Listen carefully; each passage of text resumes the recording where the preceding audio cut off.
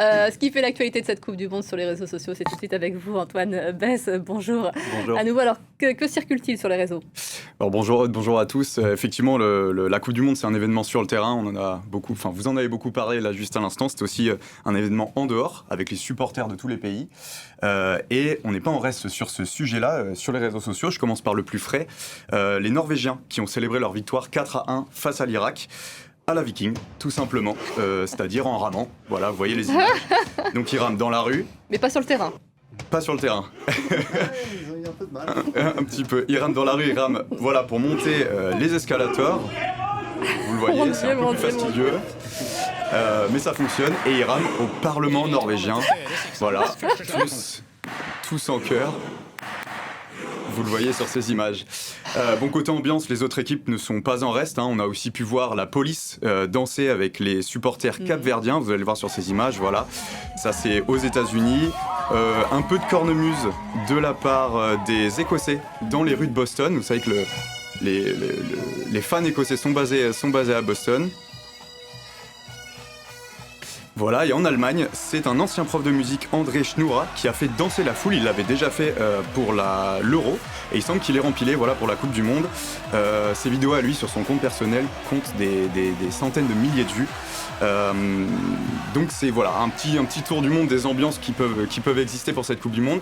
Alors si je vous dis ambiance foot africain peut-être, est-ce que vous avez un pays qui vous vient en tête plus particulièrement ? Il y en a pas mal. Il y en a pas mal. Je pense que vous faites allusion aux Congolais. Congolais, Les Congolais, bien sûr, c'est c'est tout à fait ça. La RD Congo, qui évidemment est connue pour la ferveur de ses supporters, notamment pendant la Coupe d'Afrique des Nations, mais pendant le Mondial, c'est exactement la même chose. Les Congolais sont à fond. Voilà, on peut le voir dans les tribunes. Et ils ont bien chaud, visiblement. On le voit donc dans les tribunes, mais aussi on le voit dans les fan zones, comme c'est le cas à Lisbonne. Vous allez le voir sur l'image suivante. Et voilà, on les repère. C'est trop mignon. On les repère Ils facilement. sont 15. Alors, C'est adorable. C'était le match contre le Portugal. Oui, non, mais c'est pour ça. C'est héroïque de s'être présenté quand même en groupe. C'est tout à fait héroïque. C'est à Lisbonne. Et donc, cette vidéo-là compte 8 millions de vues sur Twitter. Donc, c'est vous dire un peu la ferveur qu'ils peuvent amener dans cette Coupe du Monde, ces Congolais. Ça doit aussi se taquiner un peu sur les réseaux sociaux, j'imagine, avec les Portugais. Ça se taquine un peu, effectivement. Et puisqu'on parle du match contre le Portugal, enfin Portugal-Congo, on peut dire que Cristiano Ronaldo, donc la star du Portugal, a fait les frais de ces moqueries sur les réseaux. J'en veux pour exemple ce tweet qui a cumulé plus de 8,5 millions de vues. Donc c'est un utilisateur qui demande à Grok, l'outil d'intelligence artificielle X, de retirer l'élément qui a déclenché le downfall du Portugal, donc la mauvaise prestation, on peut dire. Donc voilà, on voit que Grok ne se prive pas d'enlever Cristiano Ronaldo de l'image. Des moqueries, mais il y a quand même aussi de très belles histoires, notamment le gardien du Cap-Vert. Ouais, tout à fait, le gardien du Cap-Vert, Vozinha, c'est son nom. Il a brillé lors de son match contre l'Espagne avec son équipe du Cap-Vert.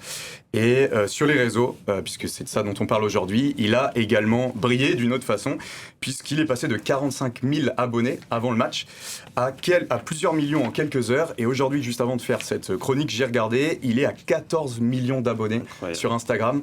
Donc c'est dire un peu l'ampleur que ça peut prendre. Et ce qu'on se demande aussi un peu, c'est aux États-Unis, c'est ce que ça prend enfin de l'ampleur, la ferveur aux États-Unis avec cette Coupe du Monde. Oui, c'est vrai. Alors, c'est une Coupe du Monde qui se déroule essentiellement aux États-Unis, mais s'il ne faut pas oublier le Canada et le Mexique, qui est, lui, particulièrement porté sur ce sport. Mais ce sont bien, effectivement, les États-Unis qui ont le plus d'attention pendant cette compétition. Les États-Unis, c'est pas une terre de soccer, mais il y a d'autres sports aux États-Unis, le baseball, le football américain, et on note quelques synergies avec le fameux soccer. Regardez par exemple cette vidéo du sélectionneur de l'Angleterre, Thomas Tuchel, qui donne le coup d'envoi d'un match de baseball à Kansas City. Plutôt à droit. Plutôt à droit. Ouais. Le sélectionneur. Pour quelqu'un qui est plutôt habitué à jouer avec les pieds, on peut dire qu'il a un bon lancer. Comme quoi, même si le foot n'est pas international, il y a toujours un moyen de s'entendre au niveau du sport. Vous nous